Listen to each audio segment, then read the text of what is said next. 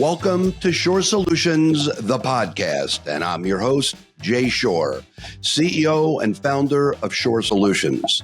We are a team of national and award-winning practice management consultants with experience running a multi-million-dollar cosmetic dermatology and plastic surgery practice.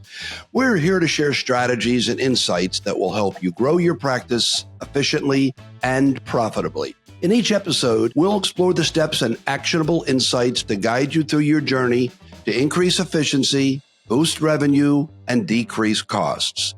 Tune in and discover how to improve your patient experience and take your aesthetic practice to the next level. Welcome to a new episode of Shore Solutions, the podcast. My name is Ana Suarez, and I am the Director of Client Development and also a partner here at Shore Solutions. I'm so glad that everyone is here with us today because we're going to be speaking about a topic that is usually very highly requested and at the same time is a little bit complicated for many practice owners. We're going to be going through a lot of frequently asked questions when it comes to social media. Today, I also have the pleasure of having with me Paige Hamilton. She's our advertising and marketing manager at Shore Solutions. And together, we're going to have a conversation about questions that our clients have when it comes to how to deal with social media. Where should I start? Who should be doing my social media? How can I maximize my time? And even how to use AI to help me save some time and efforts when it comes to this specific marketing initiative, right? So, Paige, welcome to the podcast. How are you feeling today? I'm doing really good. I'm excited to be here. I think this is going to be a really fun topic, especially because we have just discussed these same topics with a few of our clients. So fresh on our mind, and I'm excited to see where our conversation goes.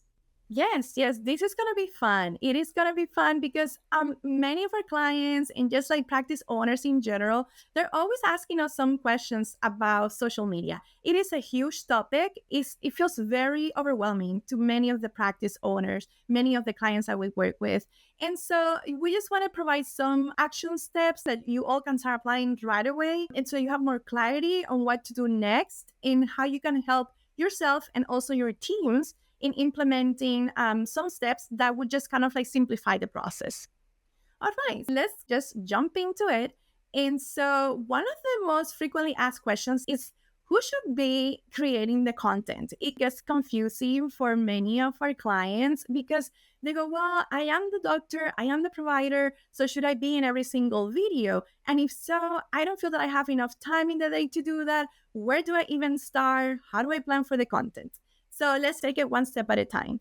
Who should be part of the content, right? And that's a very valid question.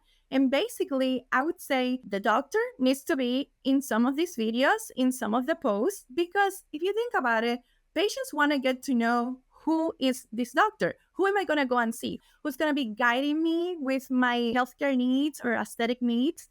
And so it just helps to build that trust between the patients and the doctor. Exactly. Yes, I agree with what you said. The doctor should have a role, even if you are hesitant about wanting to be on social media. Most likely, the doctor is the face of the brand. And that's really important too for social media, is like keeping in line with your branding. And if you are the face of the company, but you're not on social media at all, it kind of is a disconnect between the brand. And your patients will want to see who you are. They want to get to know you. They don't necessarily want to get to know the front desk staff in the same way that they want to know who their doctor is, especially if you don't need to be doing the trending dances. So if that's a hesitation why you don't want to be on camera, just sit down and film a video about one of the concerns your patients has or a new procedure or product that you're offering. So it can be more educational videos, but you definitely should have a presence on social media.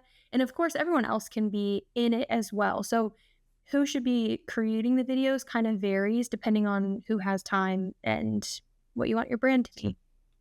Exactly. And I really like what you said, Paige, because it has to be a little bit of a mix. So we definitely want to have the doctor, the practice owner, on social media, especially since you're doing these procedures, that's what patients are going to your practice for. They want to know all of the knowledge that you have. They want to know some of your credentials. They kind of like want to get a sense for your personality, right? And that's going to set you apart from the rest of the other aesthetic practices in the area. In addition to that, patients are also curious about what is your staff like. And not that your staff, your team members have to be in every single video. However, it is nice to present who's the medical assistant, who's going to be calling me back when I make the appointments, when I have some questions, who's your nurse, who's the physician assistant. Just because this creates like a whole picture of what your practice feels like and what type of care, what type of treatment they're going to be getting when they go to your practice. So it's kind of like pretty much letting them get to know you, the provider, the practice owner, and also letting them to get to know the rest of the team so they can start feeling more comfortable, more at ease, and also just seeing, okay, their personality is amazing. They provide wonderful, helpful information. And so I do want to go and see this specific doctor because I feel that I can relate to him or to her, and that the staff is very warming, welcoming. And so I think it will be a good fit. Remember, prospective patients, you're doing research online and they're seeing the reviews that have been given to you by previous patients, or they're seeing the photos of your practice as well. They're seeing the photos of your team. And so all of these little things help them to make a decision. So it is important to have a good variety, having the doctor, having the providers, the team, the staff members, and kind of like providing dynamic content, not just photos, but maybe like a little intro, like, hey, this is Paige. She's in charge of a lot of our marketing. And so if you have any questions about how to create like a really nice campaign, please reach out to her, So just kind of like little introductions so that people get a better feel for who you are, who your team is, and what you can offer to them.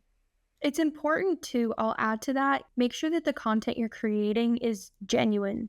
Because I feel like if you're creating content that is completely opposite of your personality, you can't fake it through the consult, through the procedure, through the follow-up. So if whatever you're posting online needs to be an accurate reflection of who you are, otherwise patients could feel misled and maybe they really like the personality you are showing online, but you're completely different in the office. So that's a lot more effort to try and be like the quote unquote perfect doctor online, where maybe you're trying to emulate someone else that you've seen who you look up to or you think they're a good influencer. But just be true to yourself, because that's going to be much better content that you're going to be creating. Yes, Paige, that is a great point. Basically, there's going to be many social media trends, many things that you could do. But at the end of the day, you have to be yourself. And so if you don't want to be dancing, if you don't want to be posting every single day, you don't have to. Remember, social media is to create awareness, to share education and knowledge with, your followers, your audience, prospective patients, existing patients. So you decide what type of information you want to provide and how do you want to do that and how often. So I like what you just said, Paige, because that's right on. And in addition to that, we have to think about the content, right? For example, patient testimonials, those are huge. And even though we have this conversation with many of our clients, whenever we go to conferences, we always hear these things. But yet, when we go to our clients' websites, when we go to our clients' social media channels, we don't see enough patient testimonials, or maybe they have patient testimonials from like 2 years ago. And so I'm sorry, but you do have to be more consistent with that, because if I wanted to select like a new provider for my aesthetic services and I see that they haven't had a review like in the last 2 years or even within the last year, I'm going to be wondering like what's going on over there. Are they closing? Like what is going on? So we do have to be consistent with what we're putting out there, with the brand personality, what we want to portray as well. Also before and after photos, because that's basically showing what are you able to do for your patients? What are the type of results that they're going to be getting when they go see you, when they have these procedures with you specifically.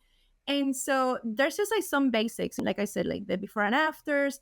Also, sometimes like something like behind the scenes type of like short videos or reels. It just gives people a general idea, again, of what you're like and what your team how they interact with each other, what type of patient experience they'll have when they go to your practice. So these are all important things that we should try to capture and post on social media. But it is up to you what type of style, even the timing that you want to do it. It really goes back to, you and just being true to yourself. Yeah, something to add to that too is one of the first things in marketing that you have to consider is your target audience. In this case, who do you want as patients?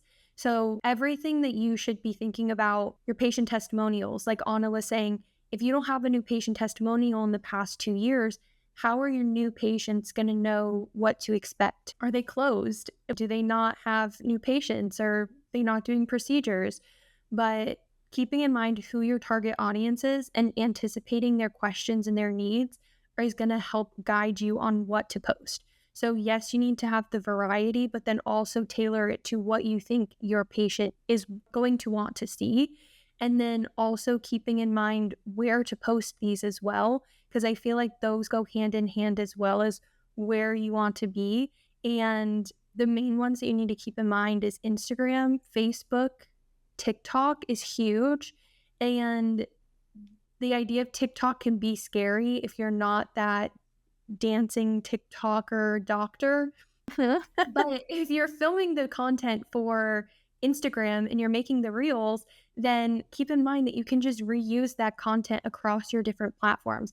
Maybe change the language a little bit. The audience on Facebook is a little bit older, so maybe don't use trending slang or the same verbiage you would on Instagram and TikTok where the audience is a little bit younger. Alter your language. And again, that's keeping in mind who you're speaking to, who is your ideal patient that you're trying to attract.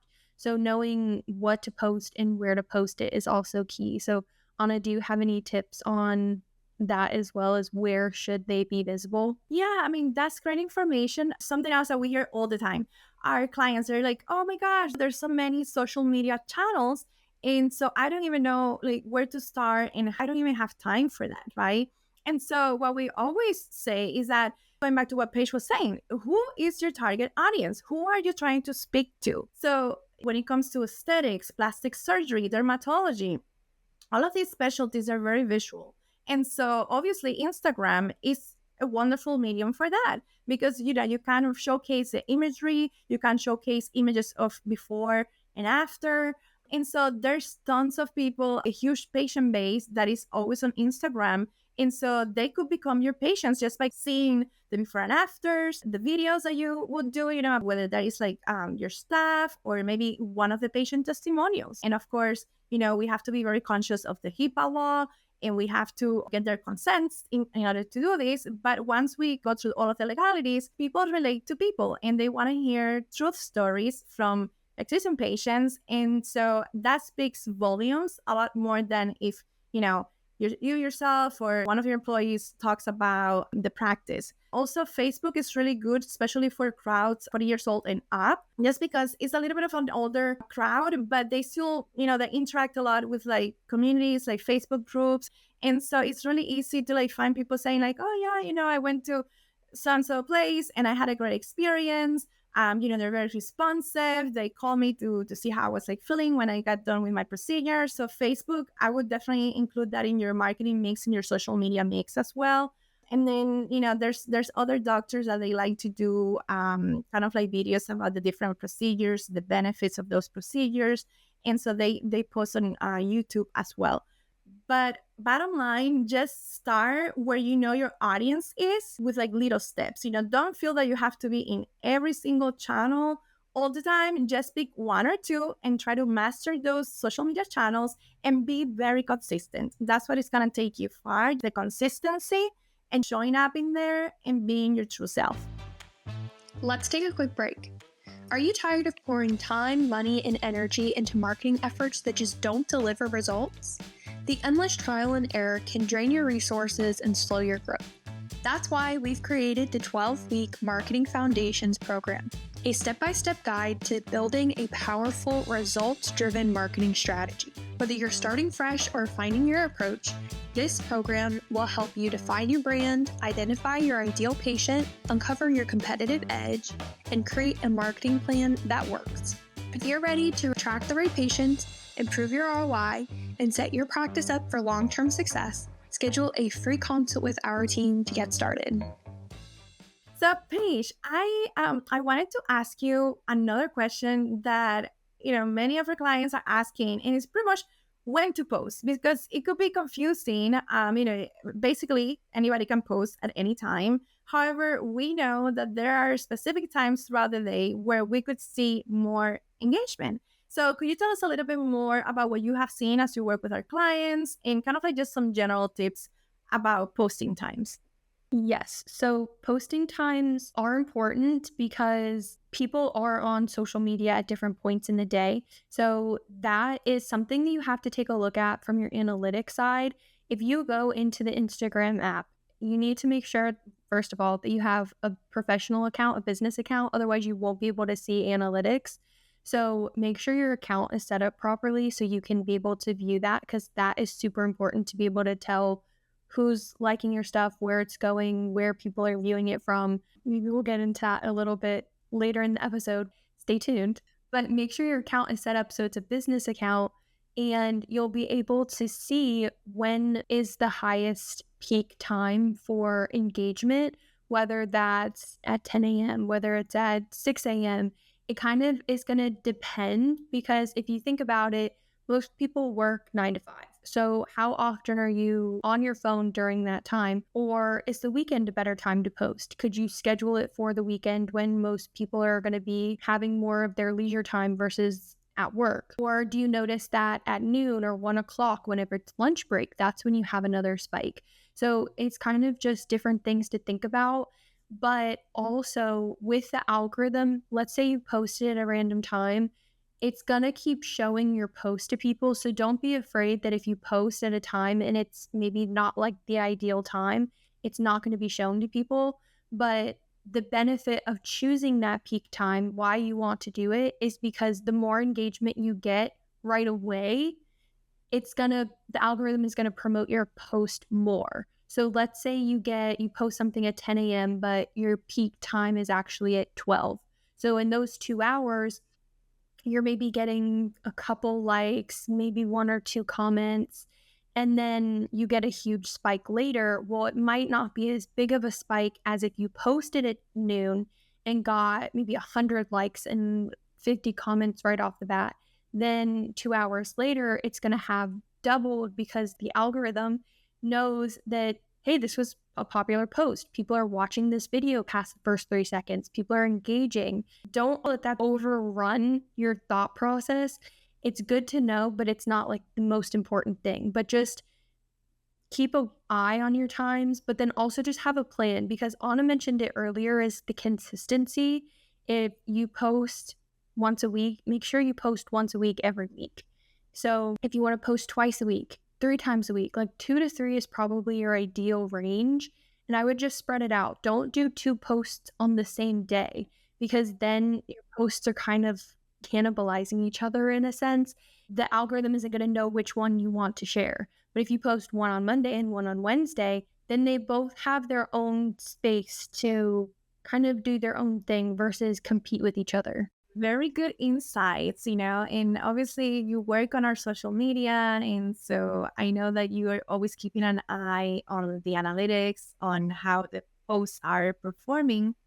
And so this is very, very insightful. And then to just remembering that it takes time. It takes time to, get followers, get engagement. But the more you do it, the easier it gets, and the more people are seeing, they continue to see more of your content, of your story, of your team, of the new procedures that you may be doing. Even if you have any type of in-office events, or if it's someone's birthday, if it was even your kid's birthday, and you just kind of, just want to say like, hey, today we're celebrating my daughter's birthday and I'm so excited. And why? Because people want to see people, people can relate to other people. And so we don't have to always be all super professional all the time. We're a human being and we have many aspects to our lives, right? And so social media is a perfect medium to showcase who you are, not only as a professional, but also, as a human being. The other thing that I wanted to mention as well, because I know this is another hot point or pain point, It's basically our clients get very overwhelmed. Any business owner, practice owners, they get so overwhelmed with the kind of like planning the content. Paige and I, we have been in many meetings where they're like, well, and so now we have to do a post for tomorrow, and we still haven't done the video. We don't even know what we're going to be posting about. So, Paige, I wanted us to speak a little bit more about how can they plan the content for social media so it doesn't feel so overwhelming. It doesn't feel so intimidating. We always recommend to have some type of content calendar. So Paige, please, could you elaborate a little bit more about that and kind of like about how you go about doing like a simple content calendar? Yes. So that's something that I am responsible for the Shore Solutions account. So this is something that I do every single month. I make sure that it's a priority, that I have the way that I personally like to do it is to see 2 months out. So I'm not planning super far in advance, but I'm giving myself enough time to know what's coming up. And then that allows me enough time to be able to create that content and make sure that it's done and done well versus scrambling at the last minute to just put something together to post, because that post is not going to do very good if you're doing it at the last minute. So what I would recommend is, if right now, today, when you're listening, you have nothing, I would sit down and plan 2 months out. So this month currently, and then the following month. So if you're listening to this in the middle of the month, plan your next 2 full months. And then essentially at the end, you'll plan the next month. So a good timeline would be September 1st, you have September done, October done. So at the very end of September, you'll still have October done, but now you need to plan November. So you'll always have 2 months out, because that gives you enough time to create the stuff that's October 1st. At the end of September, it's already done. So you're not scrambling that first week either. So I would sit down, and that can be very intimidating the first time, having to think through all of the posts that you want. But as we were talking about before, is what to post. Schedule maybe one before and after every week. Then that takes out one of your posts every week. Schedule a patient testimonial maybe every other week, and then an educational video in between, however you want to structure it, what your timeline is. But also bulk create content. That's allowed too, because if you film 5 videos in one day, that's 5 videos you have for the whole month. You don't have to post those back to back in the same week. That video that you filmed today can be posted 2 months from now. And if you have that banked in your phone, stored in there, you'll know, okay, well, last week I filmed these 5 videos. Where can I put them on the calendar to post them? So I feel like that makes it a little less intimidating too, is if you pre-plan your content, then you know what's coming up. And if something else comes up and you've already filmed it, push it. And then now you have something else for the week after. Yeah, and something else to add to that, that will help you to stop having so many stock images. When we start working with many of our clients, when we go and do the social media analysis, they have so many stock images that everybody else has, because remember, these are libraries of images that everybody has access to. And so whether that is your marketing person, marketing coordinator, just going to those stock image libraries and using some of those, or whether that is the agency that actually does the marketing posts or the marketing videos, whatever it may be, they're using the same images as well, because there's a couple of main stock library images that you could utilize, right? And so we want to make sure that we decrease the usage of stock images. That was something that maybe like 10 years ago, 15 years ago, when social media first started, it might have worked. But nowadays, keep in mind that people want to see, again, real people, and they want to see the videos, and they want to see what your personality is like and what your voice sounds like. So it's very important. It's very important to making sure that we're doing new, fresh content. And one of the best ways to ensure that that happens is planning ahead of time. And I think that's a good segue to another common question that we get, which is, who should be doing my marketing? Should it be an agency? Should I hire someone internal? Should I have an intern? But It really depends. It depends, right? So if you want someone to really get to know who you are and your branding, someone that is going to be consistent, that you can have this type of brainstorming sessions with them, I would highly recommend hiring someone that is in-house, like, goes to your practice, at least, even if it's just like part-time, but, they go to your practice, they get a feel for who you are, your branding, and the message that you want to put out there, your mission, your vision. They get to know about the procedures, hopefully someone that has experience in this space, right? And so you have a person you can collaborate and create these plans together. And so at the beginning, it's going to be very involved.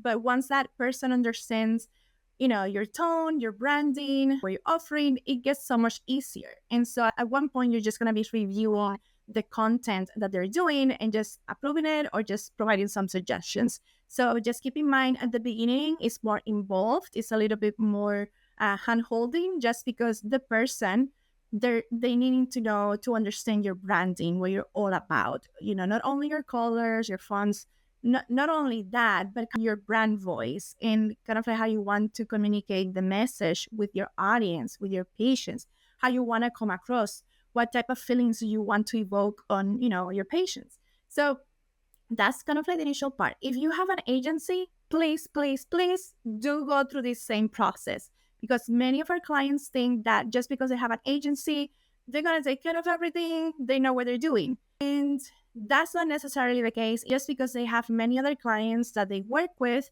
and sometimes they don't take the time to understand, your brand voice, your mission, your vision, kind of like how you want to be perceived. And so it becomes a problem. It becomes like there's a huge disconnect between who you are, as the business owner, as the provider, and what the patients are seeing on your social media. That's where we have the issues, where many of these social media accounts, they just have stock images. They just have the same thing over and over again. And that's not effective. And so why do it if it's not going to help you to move the needle? And then lastly, I know some practices, especially when they're starting out, sometimes they have interns. And even though that's amazing, because many of the interns, they come out of college with these wonderful ideas, they have great ability with the technology and all of these things, you still have to take the time to guide them, to talk strategy, to make sure that there's a plan in place, So it really depends, but definitely whoever you decide to work with, make sure that you're having these monthly, or at the beginning, maybe weekly conversations. And then once they have the basics, the foundation, then it's more of just like a recurring process where you can review the work that you're doing, you can provide recommendations or changes, and that, they will take it from there. They will do the posting for you. They will follow up with you when something is needed.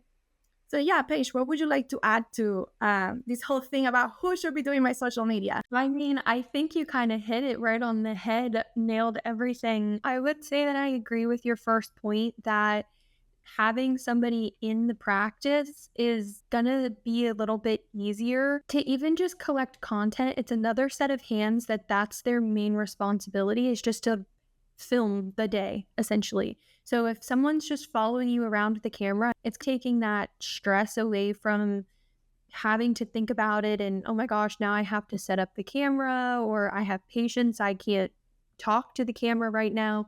But if you just have your social media person in the room with you filming, obviously with consent from the patient, but just have them film the consult or have them film the follow-up consult. Something along those lines, is they're just there filming what's already going on. That's what people want to see. That's where the genuine experience that people want to see comes in. Because if you have the social media marketing company, as Anna was saying, if they don't have that content, they're going to be posting stock photos because they still have to do their job. So I would say that hiring someone specifically for that to be their whole job is definitely the easiest way to do it. But if you're going to have the agency, just creating the time to create the content. And then the intern, we have a whole other podcast about interns as well. So you go listen to that after this one to get more information on if you should have an intern, what that would entail. But I would say kind of a good segue. I feel like your last point was to make sure that maybe you can get to a point where you're just reviewing things and having monthly meetings and coordinating things. In those monthly meetings, I'm going to tie this back to the analytics that I said we would get back to. Make sure you're reviewing your analytics too, because that is very important to see how you're doing and what you could improve on. And if you're just posting, I call it post and ghost. You can't just post and then do nothing. You have to post, you have to be engaging with the people you're following as well. You need to be liking either vendors or other patients that you have, comment on their posts, or just even liking things. Or I mean, it's kind of going to depend, but just make sure you have a presence. You're commenting on things, your name is getting out there. You're not just posting, you have to be engaging as well and posting on your stories and things like that. And you'll notice a difference. So the analytics side of it is you're going to want to look at your likes, your comments, your shares, and those aren't as important as maybe your watch time. If you're doing a video, how long did people actually stay for your video? Was it engaging at the beginning? Did people stay till the end? If not, maybe you need to rethink your strategy for filming your videos, as you need a stronger hook. Or it's too long, you lost people. They only wanted to stay 30 seconds, but all your videos were 60 seconds. So things like that to look at, I would say, are almost more important than focusing on, well, I only got 100 likes and versus, oh, this post got 1,000 likes. Well, obviously that's going to tell you that people really liked this specific post, but also to kind of gauge all of your content based on overall those different things. Are your posts going more to followers or non-followers, or more followers versus non-followers engaging? What's your age demographic for the engagement? So there's just a lot of different things that you could look at. If you have a marketing company, they should be able to help walk you through. But something else that I would say that is probably most important to think about too for analytics is your website clicks, because that's conversion. So your website company would probably be able to help you out with this, but have specific links for social media. So don't just put your homepage link. Make sure it has some sort of extra coding attached to it that says it's like your homepage or your booking page from Instagram, from Facebook, from LinkedIn. So that way, when you go to Google Analytics, it'll tell you the source of that lead was from Instagram or from Facebook or from YouTube or from wherever they may have come from. So that way you have even more specific analytics to look at, because then that would be your conversion. So do you need to focus more on Instagram because that's where everyone's coming from versus 2 people from Facebook and 1 person from TikTok? And I completely agree with all of that. The metrics, the analytics is basically what is going to be guiding you whether the marketing efforts that you're doing, whether they're being successful or not, right? Marketing is really fun, but it is both an art and a science. The analytics part of it, the metrics, that's the part that is really telling you how is the artistic side of things performing? How is everything going? Are people, do they relate with the content that you're putting out there? Are they engaging? Because that's a really good point, Paige, that you made, that followers and likes, those are just vanity metrics, right? What really matters is how many DMs, how many people are like messaging you about, hey, I want to know more about procedure, like a facelift, or I want to know more about Botox injections, whatever it may be. And you're getting those DMs that maybe you're getting phone calls, and when they're calling your practice and your director of first impressions, they should be asking, how do you hear about us? And that specific patient says, oh, I saw an Instagram video, or I saw you on the Facebook group, or whatever it may be. Then that's how you know whether the marketing efforts, the social media efforts, whether they're working or not. So metrics are huge, and I would say that's one of the most critical areas when it comes to not only social media, but just like marketing in general. And same thing when it comes to the strategy. It's just funny because many of our clients think that just because they're putting something out there and I posted yesterday and this happened, that will be enough. But it has to be a strategic, intentional type of effort type of campaign. It cannot just be, there's this funny video, I'm just gonna post it, or yeah, I have, my intern, she's wonderful at doing graphics, and I'm just gonna be putting these graphics on the social media. No, it has to be a whole plan for that specific channel, right? Where you are looking at the month ahead or 2 months ahead of time, like Paige mentioned, and you're seeing, okay, these are some holidays that are coming up. What do I want to do any promotions? And if so, what would they look like? And then kind of like coordinating with the rest of the team. So there's a lot of planning and coordination for successful social media to happen. If there's something you take away from the podcast, is that the planning, the strategy, and the analytics are key. And not only in social media, but just all of your marketing across the board. We also wanted to mention AI. As all of us know, AI is here and it's very helpful when it comes to providing some ideas for your posts, or helping you write some of the little captions, or just giving you ideas about the content. I'm not saying that you're just going to be using AI and copying and pasting. That's not what I'm saying. But more as an assistant. How can we utilize AI to save time and even money to make this process a little bit easier? Do you have some top 3 tips that you have when it comes to using AI for your social media efforts? Definitely. So AI is going to be a great tool, especially if you have more limited resources in your practice. Maybe it's just you, the provider. Maybe it's you and one other person.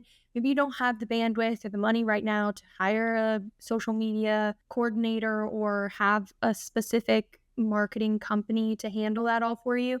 ChatGPT is going to be a good tool. I wouldn't rely on it solely to do all of your marketing and all of your planning, just because it's not going to know everything exactly the way that you'll want it done, but it's a good point to start and say, hey, I need help planning next month's calendar. What are the holidays coming up?